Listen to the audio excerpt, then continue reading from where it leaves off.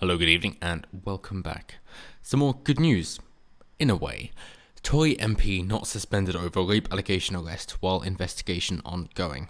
And, of course, if the Tory MP, and I will not name him in this video because I do not wish to draw negative attention to somebody who may still be innocent. It is an ongoing investigation, so until we have the prosecution putting forward their statement and then the judge actually decides that he is guilty, I will not put forward his name, because if he is innocent, and innocent until proven guilty, then I do not wish to besmirch or smear his name at all, so that you might think that he's a bad person because you've heard about him in accordance to rape, and I do not wish to perpetuate that.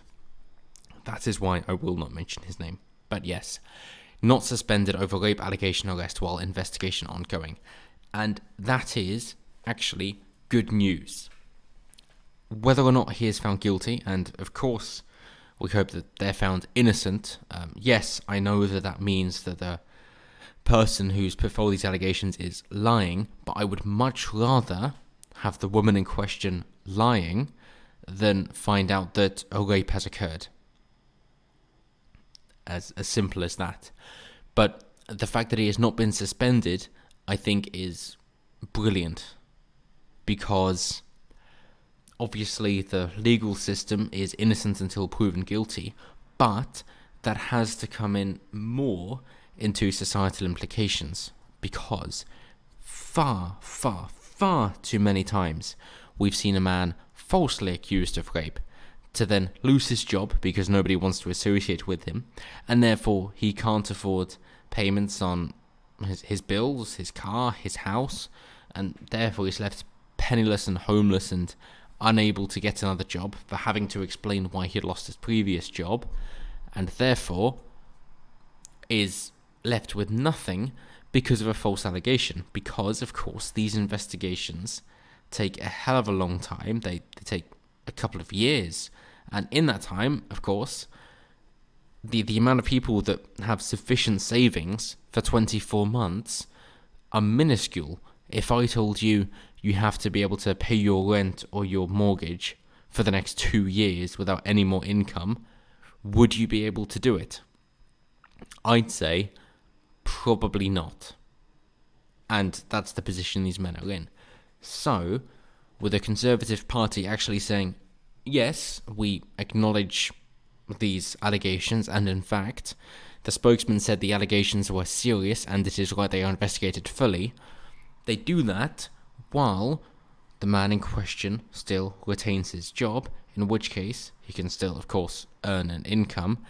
And the point being, if he is found innocent, which we hope he is, because we hope that he is innocent, as I say, it's much better a woman is lying than was raped. So we hope he is innocent and that nothing happened, although I don't want anyone to be lying. That is the better outcome. That at least then his life hasn't been ruined, and that is why I will not mention his name. So, with the Conservative Party actually going along with this and saying that, yes, we know what other people would ordinarily do, and they suspend them and not pay them, and therefore give credence to the allegation before they've been found guilty, and therefore make it harder for them to find another job, because if they're suspended, we're going to be looking for people to replace them. That the fact that they're not doing that, I think, is a fantastic societal shift. On the off chance he is found guilty, of course, then yes, he deserves everything that's coming to him and imprisoned for life, no doubt about it. But even then, it is vitally important to show that an allegation does not mean that the person is guilty, and therefore it is vital to show that life should remain the same for that person as best as can be done from the employer until the person is found guilty, in case they are actually innocent.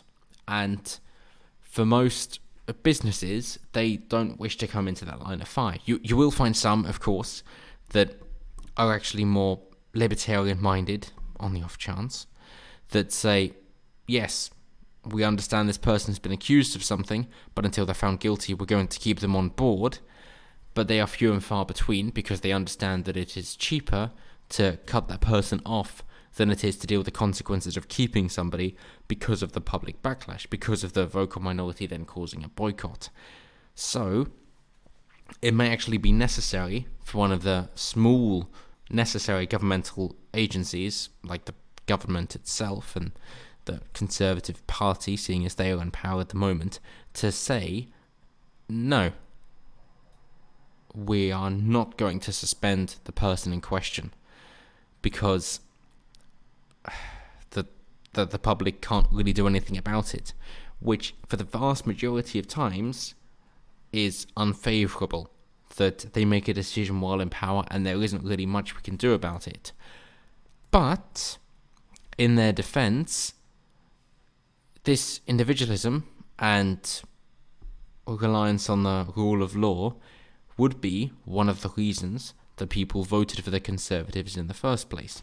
And therefore, by enacting this policy and going along with innocent until proven guilty, they are actually following what the voters wanted them to do, which I think is something that would be overlooked otherwise, in thinking that they're just going for a power grab and doing whatever they want, because they are keeping with their core values.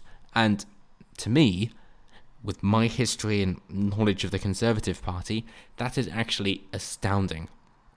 To think that they would do something that is morally correct and in line with their values, seeing as they have so few values, and previously it would just be, we will do whatever keeps us in power.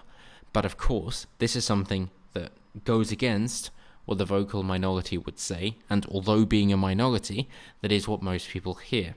And to prove that point, we've got Labour saying the decision was shocking and sent a terrible message from Westminster, which hopefully I've already proven is completely wrong. Just because somebody has allegations against them, it does not mean they are guilty. And they also go on to say from Jess Phillips, against Carl from Swindon, also said, I find it shocking that the Conservative Party has decided not to withdraw the whip in this case.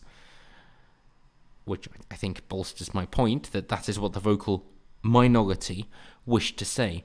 But it is, of course, vitally important that the Conservatives do not buckle to this pressure, because the rule of law dictates you are innocent until proven guilty. And I know that it sounds like I'm beating a dead horse at this point to keep saying that they're innocent until proven guilty, but in the court of public opinion, that is so very often not the case, and instead we see people having an allegation and then their life is ruined and destroyed and there is no coming back from it. Even if they're later found innocent, nobody wishes to associate with them because of their track record and the public knowledge. Just like you see with fake news outlets, that they would put out a story which would be viral and everybody would read, and then later publish a retraction which would hardly gain any traction whatsoever, and therefore very few people in comparison would know that the first story was fake or fabricated or exaggerated or just not true in any form. And they understand the human psychology from it and therefore play to it. And the same goes here, which is why, as I say, it is vitally important, it is so very important that the Conservatives have decided to not suspend the gentleman in question. And I know you might be thinking, well, Wasp, you're going to look like a complete idiot in months to come or weeks to come if he's found out to be guilty of it. And although I'd be tempted to agree with you, I would say not, because the idea of this is to set a precedent. Whether or not he is guilty or innocent, at this very moment, it doesn't matter, because we do not just believe all women, or believe everyone, or believe all black people or white people, whatever race or sex distinctions you wish to draw. That is not how it works in a civilized society. in a classical liberal society, in the common law that England is founded upon, that is not how we work. We will take into consideration those allegations, and then we will evaluate them. And once the evidence is there, you will have a judge or a jury of your peers in order to dictate whether the prosecuted is guilty or innocent. And then we will find that, and the law in the land will dictate how long the sentence would be if they are found guilty. But until that point, they are still innocent. So, I know I don't say this very often, but credit where it's due. So well done to the Conservatives for actually doing something good, for actually doing something in line with your values, for actually doing something that corresponds to why people voted for you in the first place. And as I say, just to give no more fuel to the fire, I am not going to mention the man in question, because if he is innocent, I do not wish to besmirch his name. If he is guilty, then of course I'll cause a follow-up and condemn him indefinitely. But until that point, he is innocent until proven guilty. That is, without reasonable doubt. So well done, Conservatives, and let us hope that this trickles down to other companies, that the backlash here will be a turning point, not in like high court and how they make their decisions and setting a precedence, but in social court or court of public opinion, in understanding what the backlash will be and what actually happens, for then other companies to decide, hey, actually, we can follow the law and we don't have to worry about associating with somebody who's been accused of something, because that doesn't mean anything. And we've actually shifted public perspective into the court ruling being more important than the allegation. And I sincerely hope that we get to that point. But until then, as always, have a good one.